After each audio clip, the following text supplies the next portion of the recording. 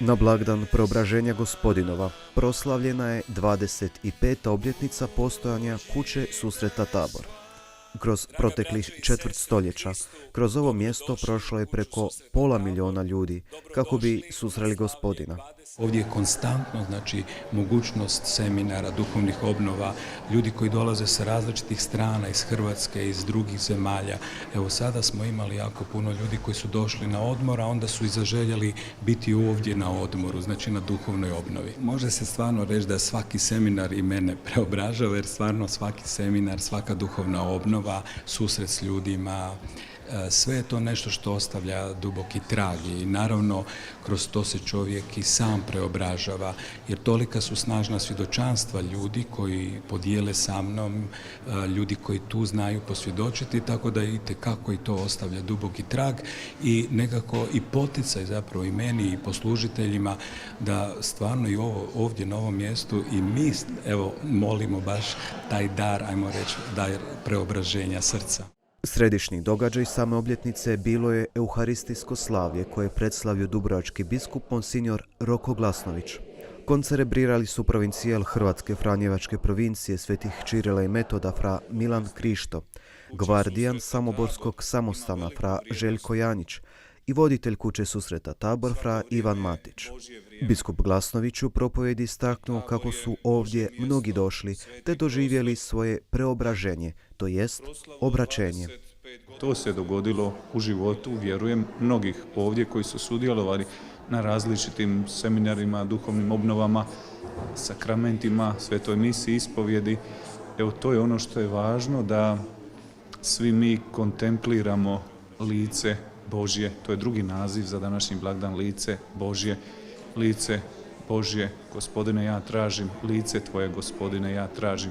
Evo to svi želimo biti što bliže Gospodinu, da bismo od njega onda nešto i naučili. Vjerujem da mnogi koji su ovdje došli, doživjeli obraćanje, preobraženje, susret s Gospodinom, poželjeli su ovdje i ostati. I svi mi negdje kad nam je lijepo želimo ostati. To im Isus i pokazuje u svojoj slavi, pokazuje se u sjaju, u svjetlu, jer On je to svjetlo koje nas preobražava. Zato je važno da u tminama života uvijek usmjerimo pogled prema Kristu, da onda lakše prođemo kroz različite tmine života. Međutim, treba se vratiti u život, ne može se ostati. Petar ne zna što govori, nego se treba vratiti u svakodnevni život i svjedočiti tu Božju ljubav svima onima kojima smo poslani, izvršiti svoju misiju, svoje poslanje, pa i kroz križ, rekli smo, od Tabora do Golgote, da bi opet došlo uskrsnuće. Ovo molitveno zajedništvo okupilo je vjernike iz svih dijelova Lijepe naše, ali i šire. Među njima je i grupa iz župe Donja Kupčina, koja je udaljena 30 km od Samobora, a tradicionalno zadnjih nekoliko godina pješice hodočastu Tabor na ovaj blagdan. U pandemiji smo prvi put zaključili da bi mogli doći pješke, ali više kao neki duhovni poticaj ovdje iz neke povezanosti sa ovim mjestom i sa svom duhovnošću koju ona nosi i sa onim što mi dobivamo. Htjeli smo nekako to na konkretniji način još pokazati, ne samo da dolazimo autom redovito, nego uz obljetnice, uz dan kad je ovdje posebno svečano. Nekako smo osjetili baš više kao baš hodočasničku potrebu, ne nekako da dođemo samo i da uložimo neki napor, a mladi naravno vole i hodati, ali baš to je bio duhovni poticaj i zapravo s jedne strane smo vidjeli i odmah, neke su milosti odmah bile vidljive, a zapravo vjerujemo da još ima jako puno milosti koje su se odvile i u međuvremenu da možda još nisu poznate. Tabor je općenito specifično mjesto koje doista djelovanje Isusa vidi se i to je ono što mene zapravo raduje ovom hodočašću, što je i kroz taj hod i kroz napor i kroz žrtvu, slušali smo o Golgoti, doživi se jedna patnja u smislu napora fizičkog, ali jedan blagoslov nakon toga kao milost. I vidim da upravo taj hod i ta patnja i onda dolazak taj tu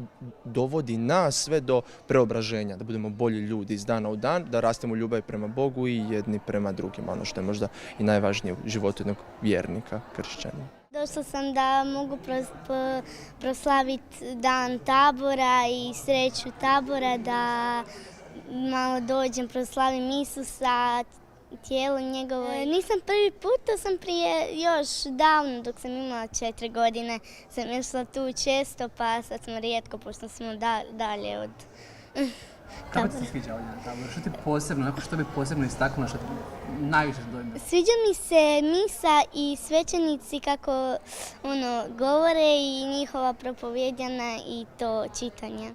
Istaknimo i to kako je prigodnu čestitku taboru uputio i sam Papa Franjo u posebnom pismu i slici koju je Kuća susreta Tabor dobila na dar.